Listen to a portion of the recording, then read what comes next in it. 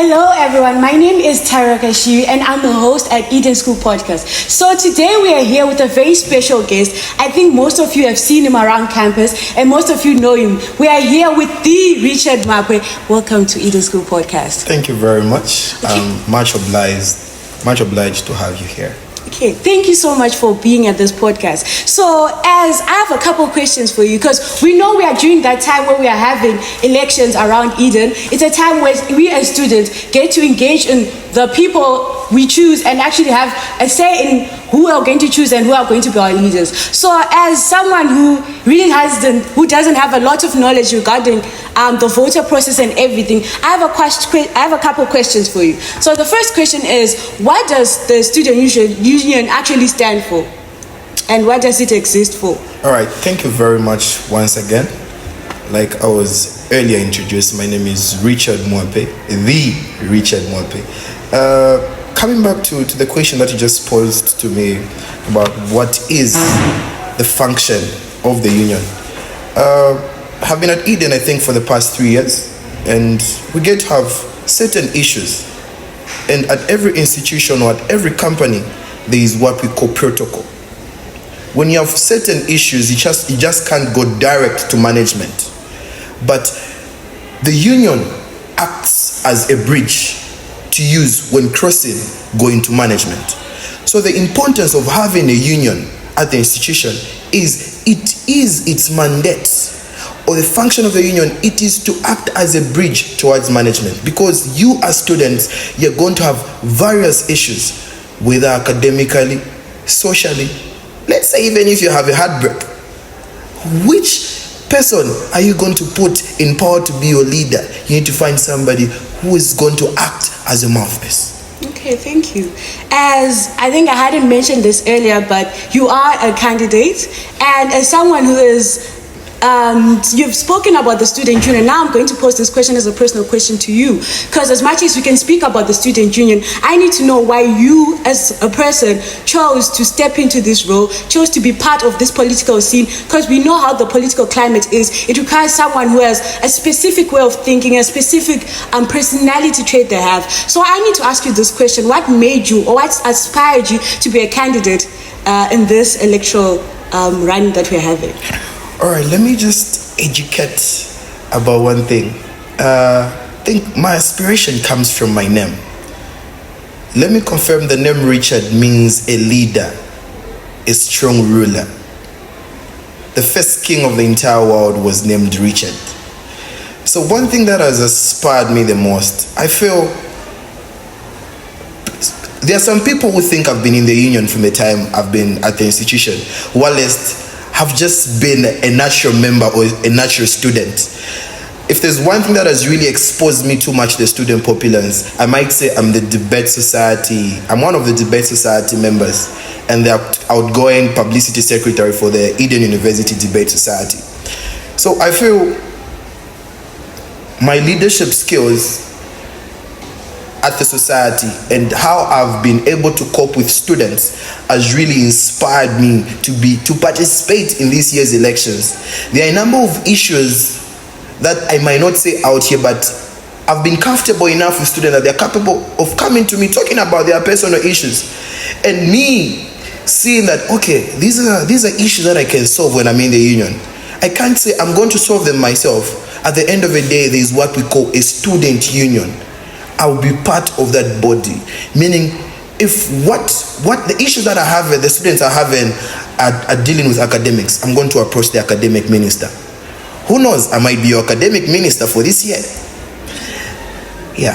Okay, well, we'll be looking forward to that. So, as I heard you talking about how you as leaders, you've actually handled situations with students. It might be something major or minor as heartbreak. My question is, how is the student union going to stop being another form of administration? Because I'm pretty sure we've had different cases where we put people in power, and when they get into those positions of power, we don't necessarily see the change. So how are you and the student union going to change that narrative and going to like actually maybe stop being another form of administration? Because we as the voters, we are voting for a system of change, for a system of that actually understands and hears the voice of the students. So now that was my question to you. So personally, being the candidate, it's now that time I sell my party.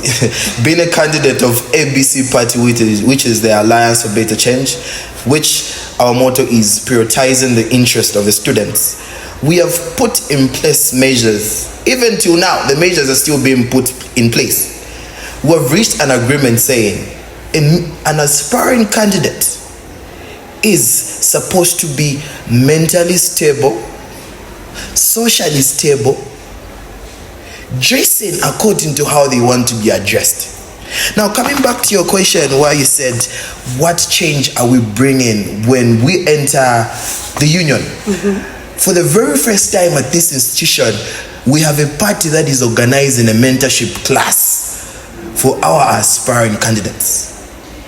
I pose you a question. I pose another question: has it ever happened for those who have been at Eden for the past maybe 5 to 10 years? Definitely not. So our plan is to bring change, new change to the institution, new change to the students. We're not here to buy voters. We're not here to only talk to people, prioritize their interests and throw away their interests. But our main focus is hearing out what their interests are and making sure we deliver according to what the students want. Okay. So based on that, I'm going to just ask you another question is, radical change and slow progress. Which one do you pick and why? Radical change versus slow progress. Slow progress. Yes. I'm going to go with radical change rather than slow progress. The first thing that we're supposed to know is that a union only, let me say, runs for like 8 months. Because if elections happen in March, already a semester is done. It's March, April, May. We open another semester, which starts in July, if I'm not mistaken.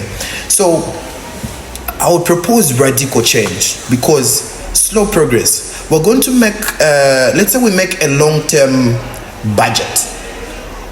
And then the students are going to be crying now.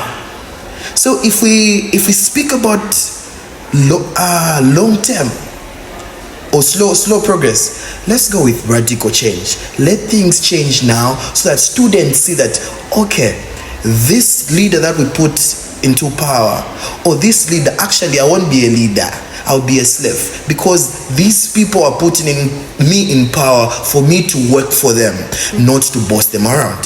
So let's go with radical change. We want students to see the changes that are going to be happening. We have had a number of complaints.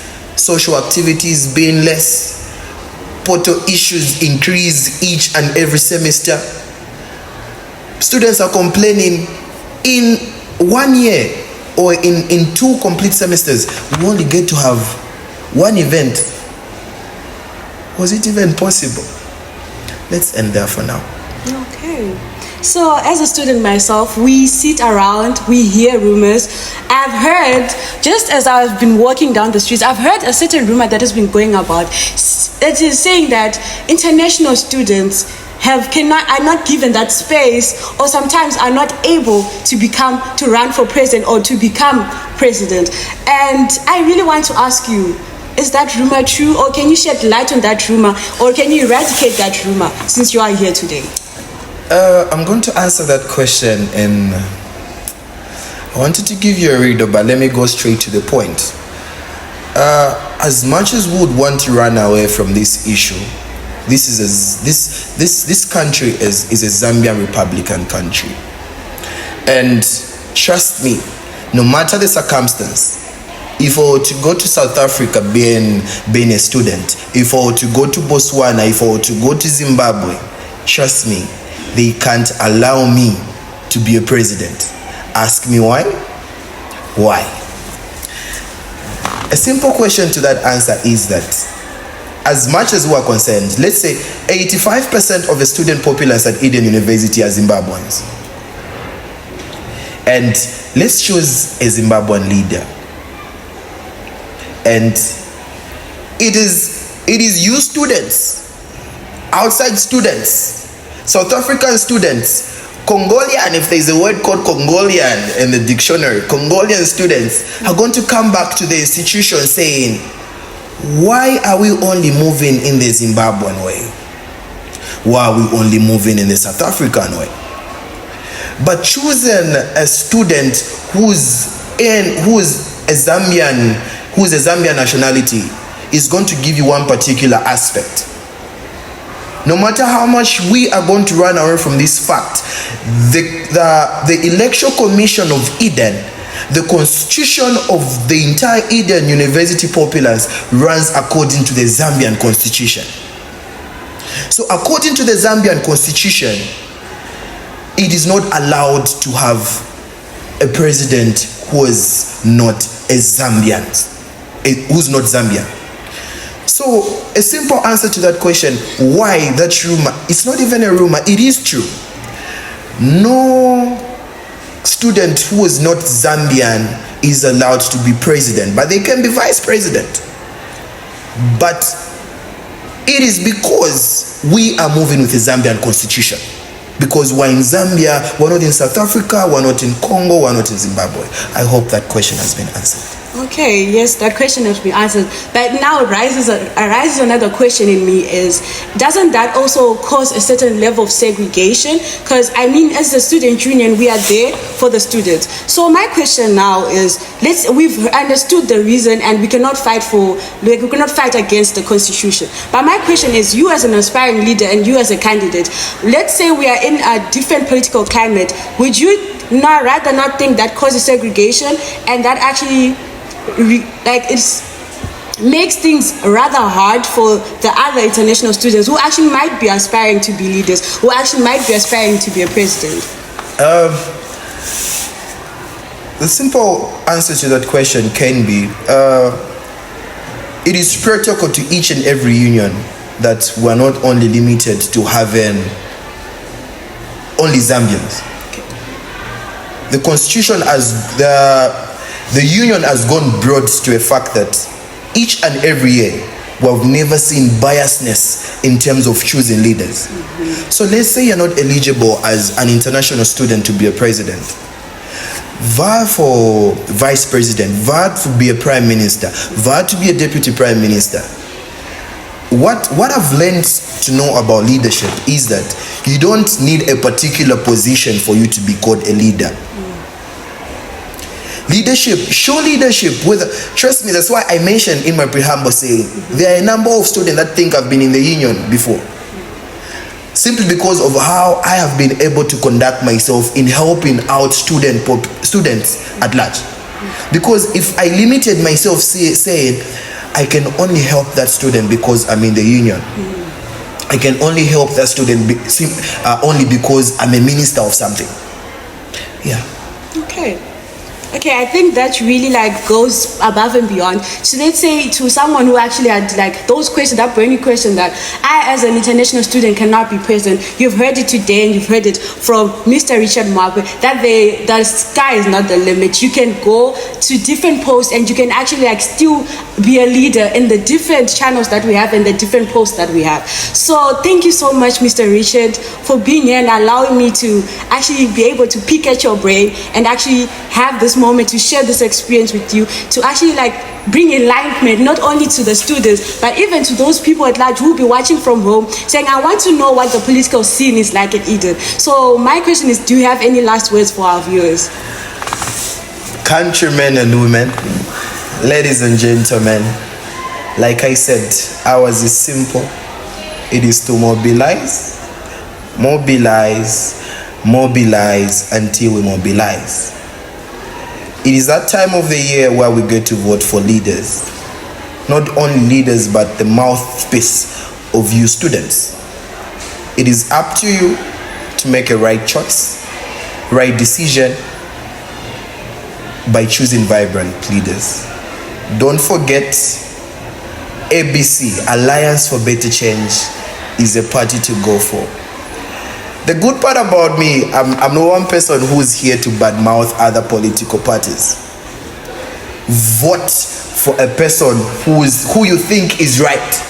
Vote for a person who you think is capable of representing you. Let me give you a clue. Look at how they are dressing as they are coming to address you. So the way they address you, the way they dress will represent how they are going to address you. Peace, love, enjoy. Thank you very much. Okay, you've heard it today. Today we had Mr. Richard Mwape and he was speaking to us. So we really hope this has answered a lot of your questions and this will push you to vote and to participate in the next electoral campaigning that we're having. This is from me, your host, Tara Gashi. This is Eden School Podcast. Until next time.